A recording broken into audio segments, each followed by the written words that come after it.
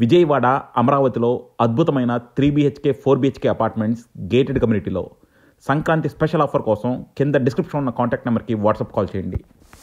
WhatsApp ద్వారా ప్రభుత్వ సేవలను అందించడానికి ప్రభుత్వం చేస్తున్న ప్రయత్నాల మీద బురద జల్లడానికి వైసీపీ నడుం కట్టింది. వాట్సాప్ ద్వారా ప్రతి ఒక్కరికి పౌర సేవలను అందుబాటులోకి తీసుకురావడానికి నారా లోకేష్ చొరవతోటి ఒక కొత్త పథకానికి కూటమి ప్రభుత్వం ఈ మధ్యనే శ్రీకారం చుట్టింది. దీని మీద సాక్షి మీడియా దుష్ప్రచారం మొదలుపెట్టింది. మనమిత్ర మరో మారీచుడే అంటూ అంతూ పొంతూ లేని వక్రీకరణకు పాల్పడింది. నాడు సేవామిత్ర, నేడు మనమిత్ర, పేర్లు మారిన కుట్రలు మాత్రం అవే అని ఆరోపించింది. వాట్సాప్ గవర్నెన్స్ ముసుగులో చంద్రబాబు సర్కారుది రాజకీయ కుతంత్రం అని చెప్పింది.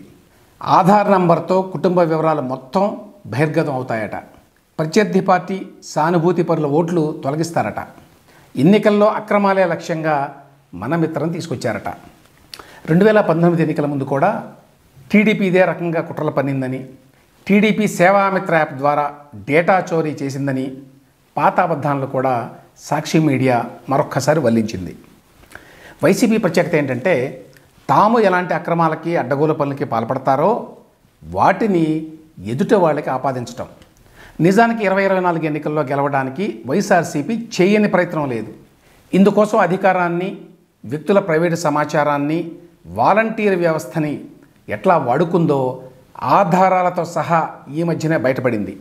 ప్రభుత్వ యంత్రాంగాన్ని ఉపయోగించి ఓటర్ల ఇష్టాయిష్టాలని తనకి అనుకూలంగా మార్చుకోవడానికి అప్పటి ముఖ్యమంత్రి జగన్మోహన్ రెడ్డి ఎంత పకడ్బందీగా ప్రయత్నాలను చేశాడో వివరిస్తూ అంతర్జాతీయ మీడియా సంస్థ అల్ జజీరా ఒక సంచలన కథనాన్ని ప్రచురించింది. దాని లింక్ కింద డిస్క్రిప్షన్లో ఇస్తాను, చూడండి. సంక్షేమ పథకాల కోసం సేకరించిన ఓటర్ల సమాచారాన్ని 2024 ఎన్నికల్ని తమకి అనుకూలంగా మలుచుకోవడానికి ఎట్లా ఉపయోగించుకున్నారో ఈ కథనంలో వివరించారు. నవరత్నాల పేరుతోటి జగన్ ప్రభుత్వం సంక్షేమ పథకాలను అమలు చేసింది. 5 ఏళ్లలో 4 లక్షల కోట్ల రూపాయలు పేదలకు పంచానని చెప్పి జగన్మోహన్ రెడ్డి చెప్తూ ఉంటాడు. పథకాల అమలు కోసం అంటూ 2,60,000 మందిని వాలంటీర్ల పేరుతో నియమించుకున్నాడు ఆయన. వీళ్ళు ప్రభుత్వ ఉద్యోగులు కారు. వీళ్ళ నియామకం స్థానిక అధికార పార్టీ నేతల సిఫార్సుల ప్రకారం జరిగింది. ఈ కారణాల వల్ల అధికార పార్టీ వీళ్ళని తన ప్రయోజనాలకు అనుకూలంగా పనిచేయించుకోవడానికి వీలైంది. లేటెస్ట్గా అందుబాటులోకి వచ్చిన టెక్నాలజీని వాలంటీర్లకి అప్పటి ప్రభుత్వం అందజేసింది. ఈ టెక్నాలజీని ఉపయోగించి ఒక్కో వాలంటీర్కి 50 కుటుంబాల్లో వ్యక్తులకు సంబంధించిన సకల వివరాలని సేకరించేటువంటి బాధ్యతను అప్పచెప్పారు. ఆయా వ్యక్తుల ఆర్థిక, సామాజిక నేపథ్యాలని నిక్షిప్తం చేయడమే కాకుండా వాళ్ళ రాజకీయ వైఖరుల్ని, అంటే రాజకీయ ఇష్టాయిష్టాలని ఎప్పటికప్పుడు ఫాలో అవుతూ వచ్చారు. ఇదంతా కూడా సంక్షేమ పథకాలని ఇఫెక్టివ్గా అమలు చేయడం కోసం అన్నట్టుగా జగన్ ప్రభుత్వం చెప్పింది. కానీ సంక్షేమ పథకాల అమలు నెపంతో ఓటర్ల వ్యక్తిగత సమాచారాన్ని అప్పటి ప్రభుత్వం రాబట్టింది. ఉదాహరణకి ఒక కుటుంబానికి ఇన్ని సంక్షేమ పథకాలు అందుతున్నాయి, ఆ కుటుంబంలో పిల్లలకి పెళ్లి లాంటి అవసరాలు ఏమున్నాయి, వాళ్ళ ఆస్తిపాస్తులేంటి, ఇట్లాంటి సమాచారాన్ని అధికార పార్టీ తన రాజకీయ ప్రయోజనాల కోసం అప్పట్లో వాడింది. అంటే గోప్యంగా ఉంచాల్సిన ప్రజల వ్యక్తిగత సమాచారం బయటికెళ్ళింది ప్రభుత్వం నుంచి. బయట ఏజెన్సీల ద్వారా ఈ సమాచారాన్ని విశ్లేషించి తమకి అనుకూల ఓటర్లు, వ్యతిరేక ఓటర్లు, న్యూట్రల్ ఓటర్లు అని చెప్పి ప్రజలను విభజించింది. ఇందుకోసం వాలంటీర్ వ్యవస్థని, టెక్నాలజీని అనుసంధానించింది. ఈ విధంగా ఆంధ్రప్రదేశ్లో 1,20,00,000 కుటుంబాల వివరాలని జగన్మోహన్ రెడ్డి ప్రభుత్వం సేకరించింది. ఈ వివరాలన్నీ ప్రభుత్వం నుంచి నేరుగా అధికార వైసీపీకి వెళ్ళినాయి. ఎట్లా వెళ్ళినాయో తర్వాత వివరిస్తాను నేను. తద్వారా ప్రతి ఊళ్ళో ఏ ఓటరు ఏ పార్టీకి ఓటు వేసే అవకాశం ఉంది, వాళ్ళ ఇష్టాయిష్టాలు ఏంటి అని ప్రతి ఒక్కరి ప్రొఫైల్ని వైసీపీ తయారు చేసుకుంది. వాలంటీర్లు తమ కింద ఉండే 50 కుటుంబాల వివరాలని ఒక్కసారి సేకరించడమే కాకుండా కొద్ది రోజులకు ఒకసారి వాళ్ళని కలిసి ఆ కుటుంబ పరిస్థితుల్ని ఎప్పటికప్పుడు తెలుసుకునేటువంటి ఏర్పాటు కూడా చేశారు. ఈ సమాచారాన్ని అధికార పార్టీ తనకి అనుకూలంగా వాడుకుంది. ఏ కుటుంబానికి ఎన్ని సంక్షేమ పథకాలు అందుతున్నాయనే విషయం వాలంటీర్కి తెలుసు కాబట్టి ఆయా కుటుంబాలు అధికార పార్టీకి అనుకూలంగా లేవు అని భావిస్తే వాళ్ళని లబ్ధిదారుల లిస్ట్ నుంచి తీసేశారు. పథకాలు అందాలంటే అధికార వైసీపీ వైపు మొగ్గు చూపాలి అని చెప్పి వాళ్ళ మీద పరోక్షంగా ఒత్తిడి తీసుకొచ్చేవాళ్ళు. ఉదాహరణకి కృష్ణా జిల్లా గారపాడు గ్రామంలో 2021లో 50 మంది గ్రామస్తులకు అందేటువంటి సంక్షేమ పథకాలకి సడన్గా కత్తెరబడింది. కారణం ఏంటని చెప్పి ఆ గ్రామ సర్పంచి పై అధికారులను కనుక్కుంటే వీళ్ళంతా ప్రతిపక్ష టీడీపీ అభిమానులు అన్న కారణంతోనే తీసేశారు అని తెలిసింది. వీళ్ళందరూ దళితులు, క్రిస్టియన్లు, వెనకబడ్డ తరగతులకు చెందిన వాళ్ళు. ఇందులో 27 మంది మహిళలు అప్పట్లో హైకోర్టులో కేసు వేశారు. వాళ్ళందరూ సంక్షేమ పథకాలకు అర్హులని, వాళ్ళకి ఈ పథకాలని తక్షణం పునరుద్ధరించాలని హైకోర్టు ఆదేశించింది. ఆ తర్వాత హైకోర్టులో ఇటువంటి కేసులు దాదాపు 100 దాకా దాఖలైనవి. ప్రతిపక్ష పార్టీకి అభిమానం అనేటువంటి నెపంతోనే మా పథకాలు రద్దు చేశారు అని చెప్పి వీళ్ళందరూ కోర్టుకు విన్నవించుకున్నారు. దీన్ని బట్టి అర్థమయ్యే విషయం ఏంటంటే సంక్షేమ పథకాల అమలు ముసుగులో సేకరించినటువంటి వ్యక్తిగత సమాచారాన్ని విశ్లేషించి రాష్ట్రంలో ప్రతి ఒక్కరి రాజకీయ ఇష్టాయిష్టాలని అప్పటి ప్రభుత్వం అంటే జగన్ ప్రభుత్వం రికార్డు చేసుకోగలిగింది.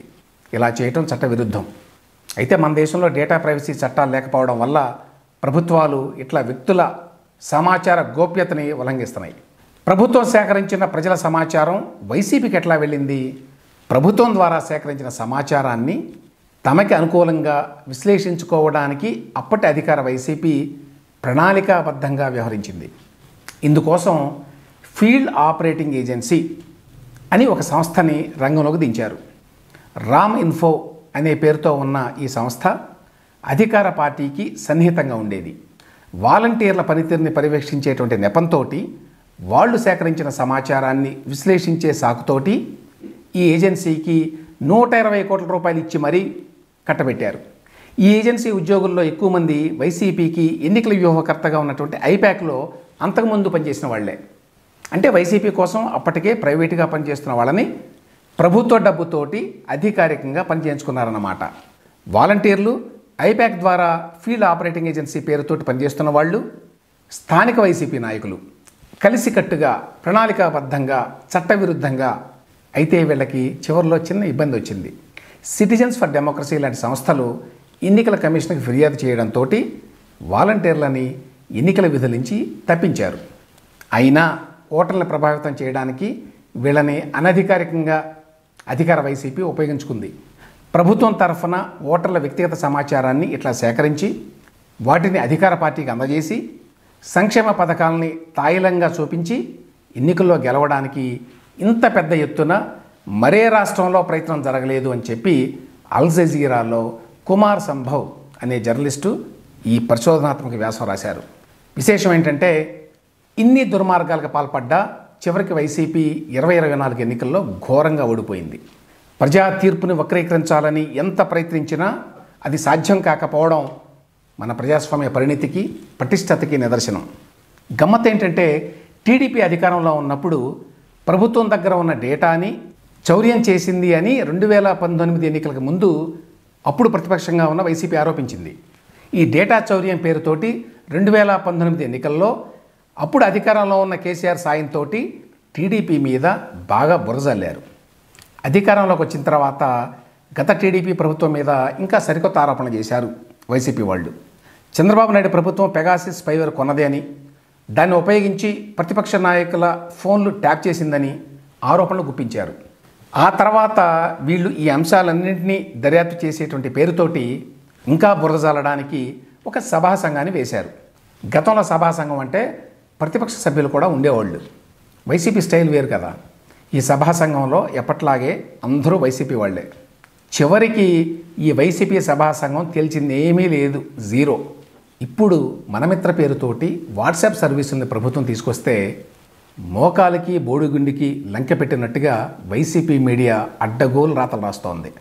పౌరుల వ్యక్తిగత డేటా ప్రైవేట్ సంస్థ గుప్పిట్లకు ఎట్లా వెళ్ళింది అని అమాయకంగా ప్రశ్నించింది. అంటే వాళ్ళ ఉద్దేశం వాట్సాప్ నిర్వహించేటువంటి మెటా సంస్థని నమ్మకూడదన్నమాట. మెటా అనేది ఫేస్బుక్, ఇన్స్టాగ్రామ్, వాట్సాప్లని నడిపేటువంటి అంతర్జాతీయ సంస్థ. ఇట్లాంటి సంస్థ సర్వీసుల్ని తీసుకోకూడదట.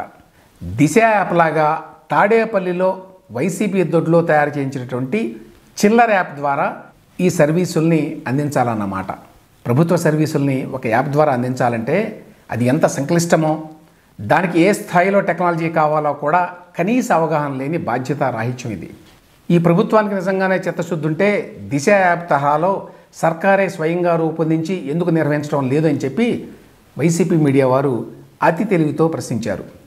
దిశ అనే యాప్కి, వాట్సాప్ అనేటువంటి యాప్కి టెక్నాలజీలో, స్థాయిలో అంటే స్కేల్లో హస్తమ శకాంతం తేడా ఉంటుంది. ప్రైవసీని కాపాడడంలో మెటా లాంటి కంపెనీలకి అనేక కట్టుబాట్లు ఉంటాయి. చాలా బాధ్యత ఉంటుంది, అకౌంటబిలిటీ ఉంటుంది. ఈ కనీస జ్ఞానం కూడా లేకుండా జనాన్ని మిస్లీడ్ చేయాలనేటువంటి ప్రయత్నం అన్నమాట. వాట్సాప్ ద్వారా దాదాపు 520 సర్వీసుల్ని ప్రజలకి ఈజీగా అందించాలి అన్న ప్రయత్నాన్ని హర్షించకపోగా ఈ రకంగా వక్రీకరణలకు పాల్పడేటువంటి వైసీపీ వారు అబద్ధాల కోరులే కాదు, అరాచకవాదులు కూడా.